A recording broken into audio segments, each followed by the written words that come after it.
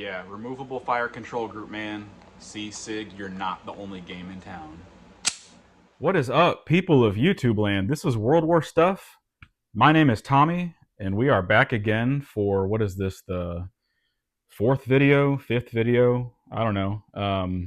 Man, I've been having a lot of fun talking Milsurps with you guys. Didn't really know where this journey would take me. Still pretty much don't, but hey, let's take the journey together, all right? Yeah, so 5,000 views on the channel so far. Crazy to me, mind blowing. May not seem like a lot. It's really not, that many in the grand scheme of things. But man, I can't believe 5,000 people want to check this stuff out. So we've done the Milsurp chats, basically a long form, pretty much raw, unedited video format where I just sit here and talk. Hopefully, it's stuff that you enjoy talking about. Hopefully, it's stuff you enjoy listening about. So yeah, we did the 9130 video, the Mosin Nagant. We did the 1911 video, and then a couple of shorts sprinkled in there, which have been a big hit. So if you haven't seen those, check out the shorts section on the channel. So what are we doing today? I don't know. Stick around and find out. Is it a Garand? Maybe, maybe not. Actually, what we're going to be doing today is a little bit different. We're going to do some unboxing. So I've got two things that came in the mail today. We're going to unbox those together. And I promise you, this is somewhat tangentially related to something in the box. Hint, hint. And then the other thing that we're going to unbox is related to the topic today, which I will reveal momentarily. But some housekeeping. So first of all, we're smoking the diesel. I'm not really sure what blend this is, but it's a diesel. This is a little firecracker, man, a little torpedo. I like to move the band. Normally the bands on the diesels come on the end. I like to move them up here, just so I have something fun to look at. So like always, if you got a favorite smoke, light it up. If you got a favorite drink, pour it up. Let's talk some Milsurps. Let's have some fun.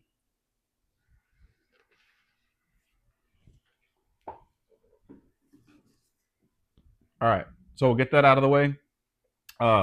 Let's do our first mail call. So, first item, FedEx package, and we're going to be using the fancy model 1905 Springfield bayonet letter opener. All right, yeah. So this thing is awesome. I have no idea how effective this is going to be as a package opening apparatus, if you will. Hey, you know what? Let's just pull the tab. Let's do it that way. But I really just wanted to show that off. That's kind of a fun little piece people get a kick out of. All right. So what do we got? So real quick, this package came from Dupage Trading Company. If y'all haven't checked out Dupage, do yourself a favor if you're into USGI, military surplus, firearms, accessories, bayonets, parts for 1903s, Krags, Garands, you name it, they've got it. Particularly well stocked in USGI Garand stocks, well stocked in stocks. Yeah, that's funny. That's a pun. So if you're into this kind of stuff right here, check out Dupage. But what did they send me today? Well, they sent me a very early and rare, and I can't really focus on that. We'll get some close-ups. This is a checkered elevation cap on a short pinion, a short elevation pinion. The short checkered caps, I've got two of them for two rifles.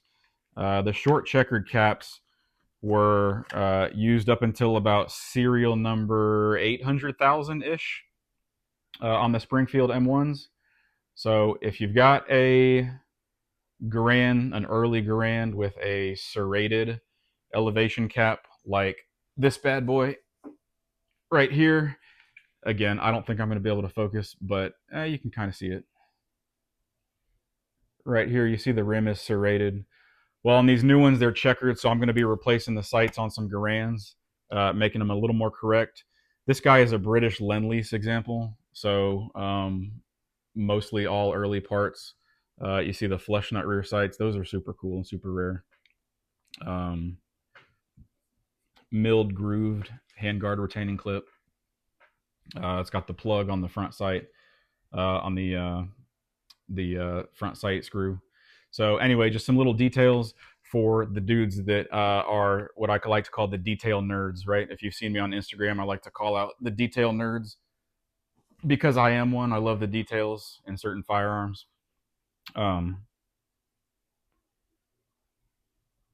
What parts are correct, for what eras, what manufacturers, what time frames. I really love getting into the nitty gritty of that kind of stuff. So hopefully you'll see that kind of flesh itself out throughout this series. Let's move on to the next unboxing. And yes, this is a firearm. I have, obviously, I know what's inside. I've seen what's inside because I had to pick it up for my FFL. Now you might ask, hey, World War stuff, you've got an amazing collection. Why don't you have a CNR license? Well, I've thought about it many times. But if I had things shipped straight to my door, if y'all don't know what a CNR license is, it's basically an FFL that allows a collector of curios and relics, so CNR, right? So a collector of curios and relics to have handguns and or rifles older than 50 years old shipped directly to their door, so they don't have to go through a traditional FFL 01 or better. But if I had that, I wouldn't be able to go see my favorite guy. Shout out to Scott at Lone Star Tactical Supply in Houston, Texas. Went to go see him today and picked up, well, you know what? Let's save this. Let me show you something else.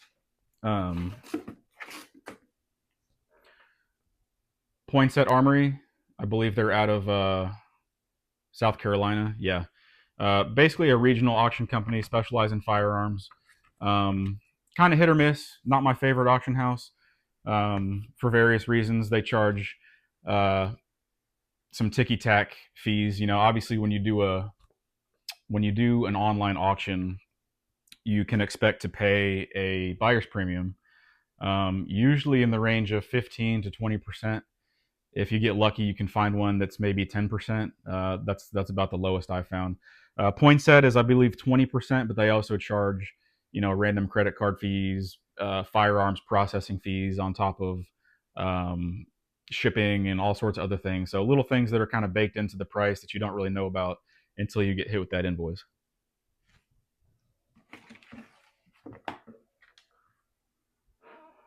So with that said, I was on Set Armory's auction a couple weeks ago and was able to score this bad boy for a pretty decent price. Ooh. Yeah. Chinese Type 54 Tokarev pistol. You might notice that there is no added safety. We'll talk about those later because, spoiler alert, this pistol is very closely related to the next gun on our list, which is actually a Romanian Tokarev. So we'll get into that, but this is the latest pickup, non-import marked, no safety added, original finish, kind of molted, grayish, missing finish, right? So if you have any experience with these at all, you'll know right off the bat this is a Vietnam War bringback pistol. Unfortunately, I don't have the documentation for it, which would be incredibly nice, but just simply don't have it. However, a Chinese pistol, which this one was made in 1965, as you can see right there on the receiver. Chinese pistol coming in, presumably post 1968 when import marks were required, and the added safety levers and such on the side. A Chinese pistol coming in without those features, with a finish on it or lack thereof that looks like it was dragged through the jungle from the back of a donkey. Yeah, safe bet, Vietnam War bringback pistol. So we'll highlight this in a later video. Let's get into the meat and potatoes of what we're talking about today. The Romanian Tokarev.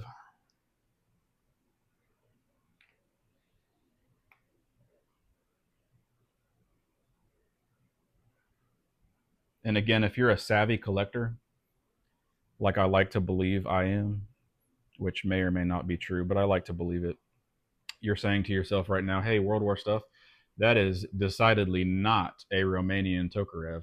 Yeah, you're right. This is a Soviet World War II TT-30 Tokarev pistol. This one was made in 1941.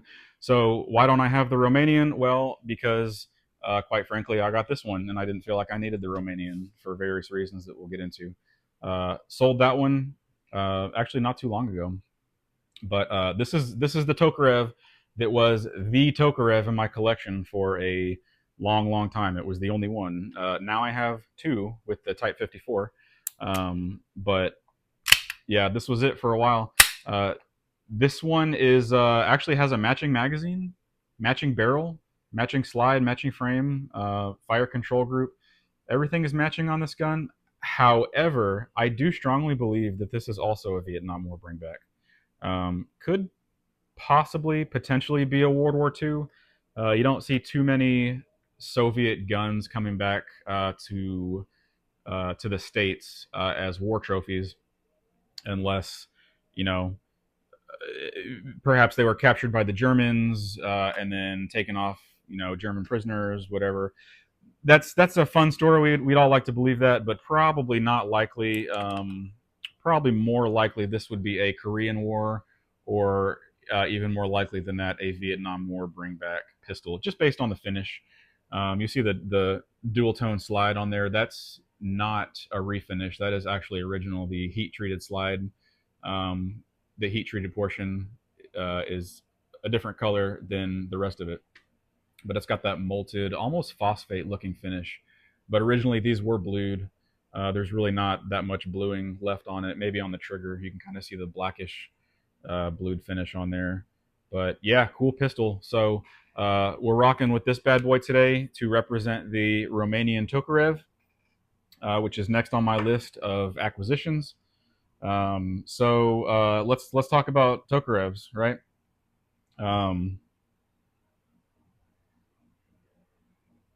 Not necessarily Romanian ones, and we'll do a deeper dive on these Soviet guns, these World War II examples as well. But just as far as the history, the backstory, again, I am not a historian. I don't claim to be. I like to pretend like I am, but for the most part, everything that I regurgitate is just stuff that I read on the forums and the books and all the literature that I've collected. So again, that's just a disclaimer. Not a historian. Check out other awesome channels: CN Arsenal, Forgotten Weapons. All the major players that do awesome videos on the history of this kind of stuff. But so let's go back to the Communist Revolution in Russia, right? So they were rocking the 1895 Nagant revolver, which I do have, but I failed to bring out. We'll do that one in a later video. Kind of an awkward, janky. Nobody really likes them for various reasons. The gas seal, right? The only revolver you can suppress. They kind of got that moniker. I don't really like them. I have one just to say I have one, but I don't really like them. But anyway, so Imperial Russia was rocking the Nagant revolver. Russia being Russia at the time of the Communist Revolution, they wanted to do things their own way. There were various designs out there, Browning's designs. There were tons of FNs and tons of semi-autos coming out of Germany. The broom handle, the Luger was getting popular, not just in Germany, in several other countries. But the communists being the communists, they wanted to do their own thing. So they, along with the new pistol, they were going to design a new caliber, right? The 7.62 by 25 millimeter, which was supposedly it could penetrate like a 10 centimeter thick brick wall at, I don't know, like 50 meters, 100 meters, something like that. I don't know. They thought it was impressive, which it is impressive. It's a very, very hot caliber. If you've never shot 7.62 by 25, very, very nice flat trajectory, high powered, high velocity, got some kick to it, but on these solid steel Tokarevs, any pistol caliber really is going to be a negligible recoil. But it was a pretty hot cartridge, especially for the time. Designed originally, so they designed the TT-30 right before the TT-33, designed by a guy named Fedor Tokarev. You might remember, you might know his name from another gun, right? This one right here. So Tokarev was a pretty brilliant guy. All sorts of firearms designs to his credit. And yeah, I also had this one out in the Mosin Nagant M9130 video, but just it's basically the Tokarev rifle, right? So Fedor Tokarev also designed this guy, gained the moniker the Tokarev Rifle. So I believe right around the time he was doing the TT-30, if I'm not mistaken, maybe a little bit after, but Fedor Tokarev, interesting guy. Actually, did not know this, and I should point out before I get into most of that stuff. Reference book for these is going to be the Cameron White Tokarev pistols book. This came out just a couple years ago. Pretty solid reference. Beautiful color illustrations. A lot of good collector's info in here. Yeah, so all these different makes and models of various countries.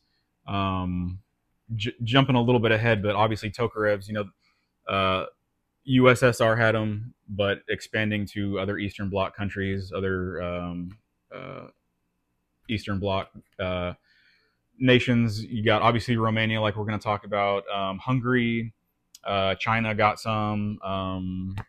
Who am I forgetting? Yugoslavia had some. Poland had some. Can't forget Poland. But today we are talking about the Romanian ones. So let me check my notes. So Fedor Tokarev, crazy thing about this guy, lived to be 97 years old. So you're 97 years old, and I think he was born around, I want to say late 1800s, maybe 1880, 1885. But this dude lived through all of Tsarist Imperial Russia, all the way through the Communist Revolution, and then all the way most of the way into the USSR. I think he died around 1970 some odd. So crazy long life, especially for a dude living in the Soviet Union. That's just wild. So he designs the TT-30. Obviously, the more popular and the more famous one that would be fielded would be the TT-33, which was basically just a simplified version of the TT-30. What did they change? Really not much. Mechanically almost identical to the TT-30. Fire controls all identical. Changed up the angle of the sear and the trigger play, I want to say, so the trigger pull was a little smoother. The TT-30s had a removable backstrap, right? So even you thought your Glock Gen 4 was high tech. Well, Fedor Tokarev was doing removable backstraps way back in 1930.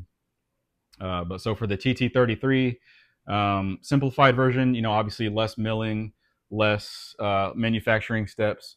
You could just do the whole receiver out of one block of steel instead of making more minute cuts.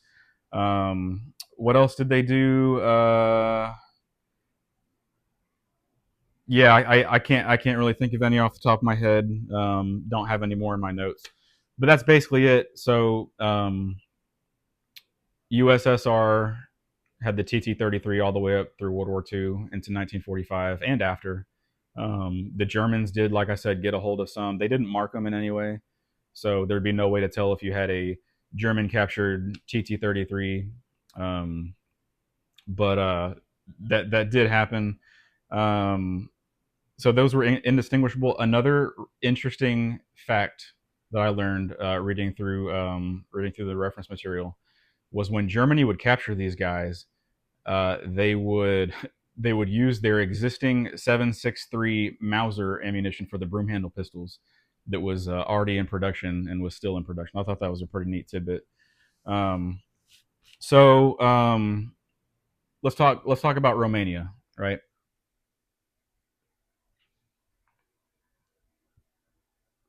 Romania is an interesting place, um, deeply rooted in the Austro-Hungarian Empire. But as far as World War II goes, Romania actually switched sides in 1944. Originally, they were allied with the Axis powers, and yeah, they realized the writing on the wall was not looking so good for Nazi Germany. So they switched sides. Um, how does that factor into the production of the Tokarev? I don't know. I just thought that was interesting. But I purchased my Romanian Tokarev in October 2015. So, 2015, I got the Romanian Tokarev from classicfirearms.com. Um, I'm in no way affiliated with these guys. I used to do a lot of business with them, even though I thought some of their business practices were a little bit shady, mostly due to their pricing and their business model. How, if y'all remember back, late 20 teens, 2015 up until about 2020, they had this guy. I don't know if he still owns the company, but this guy named Sweaty Ben, right, as he was known on the internet, big old honking heavy set dude named Ben. So Sweaty Ben, as he was known, would basically get in these batch of, desirable rifles, K98s, Enfields, Springfield 1903s, et cetera, et cetera. And he'd put out this video of all the rifles on a table, and he'd go through them one by one, just a super brief overview. And then I think it was like the next day he'd release all the rifles, and it was just, I mean, I guess free market capitalism at its best, but people just went nuts for that stuff, even though it was a little bit high priced. So he gained kind of an undesirable reputation, if you will, for, people thought that his business model wasn't so fair. But again, free market capitalism is what it is. In a lot of ways, I think websites that did that kind of stuff kind of artificially inflated the market. We saw the same thing with the more recent batch of M1 carbines that were imported from Italy. I think it was Midway USA, or yeah, I think it was them. One of those big sites got in huge batches of these Italian M1 carbines and set the price at like $1,300 for an import marked, bastardized M1 carbine. When prior to that, those could be found all day long, 800, 900, $1,000. And again, I'm not here to be the channel that gripes about, back in my day prices were this and da da da. Like, I understand prices being what they are. I'm not here to complain about that. But just something to think about, how some of these websites can influence the market, because now you can't find an M1 carbine for under $1,300. Import marked, bastardized, replaced parts, et cetera, et cetera. Regardless, it's very, very difficult to find an M1 carbine under $1,300. So that's just a side note on classicfirearms.com, but that's where I got that one for $250 back in the day. So about 10 years ago, $250 for the Romanian Tokarev. And for a long time, those pistols I felt like were kind of immune to inflation. Like those pistols stayed 250, $300 all day, every day. You could find them. I don't know if that was because, people just didn't think they were that interesting. Ammo was getting harder to find. You used to be able to find 7.62 by 25 in spam cans and crates by the thousands, and it was just uber cheap, just like all the other com block stuff.